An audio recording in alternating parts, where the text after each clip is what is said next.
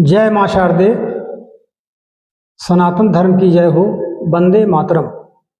नमस्कार दोस्तों, मैं आपको पंच महापुरुष योग के दूसरे योग के बारे में बता रहा हूं, जिसको भद्र पंच महापुरुष योग कहते हैं। ये भद्र पंच महापुरुष योग तब घटित होता है जब किसी के जन्म पत्री में केंद्र में बुध मिथुन या कन्या राशि का होता है। बुध में मिथुन राशि में बुध अपने घर में होता है और कन्या राशि में अपने होता है। कन्या राशि में जाकर के वो उच्च का भी हो जाता है।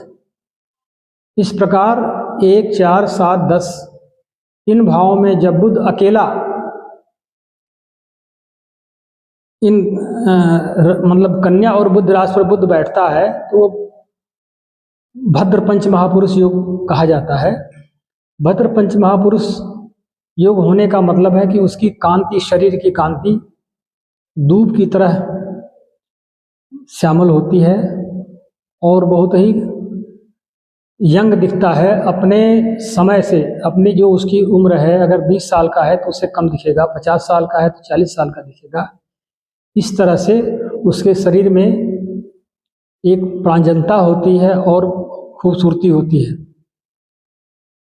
इस भद्र पंच महापुरुष योग में विद्या का भंडार उसके पास होता है, कवि होता है, लेखक होता है, बड़े बड़े ग्रंथों को रचना करने वाला होता है।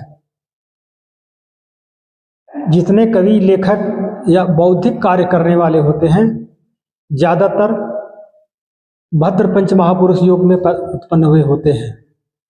उनकी बुद्धि तीव्र होती है, वाणी ओजस्वी होती है, प्रखर वक्ता होते हैं और किसी भी संस्था के उच्चाधिकारी होते हैं, उच्च पदों पर बैठने वाले होते हैं।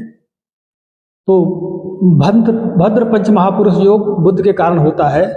बौद्धिकता का इसमें समावेश होता है, विद्वान होता है आदमी, ग्रंथकार, लेखक, कवि, और लेखनी उसकी बहुत निपुण होती है।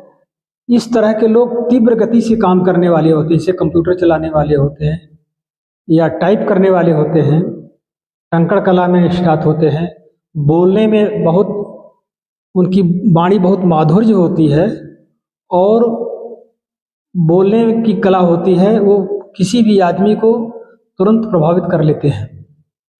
तो इस प्रकार दोस्तों, मैंने आपको भद्र पंच महापुरुष योग के बारे में बताया। जिन बच्चों की जन्मपत्री में केंद्र में बुध मिथुन या कन्या राशि का होता है, उनके अंदर भद्र पुरुष महा का योग बनता है।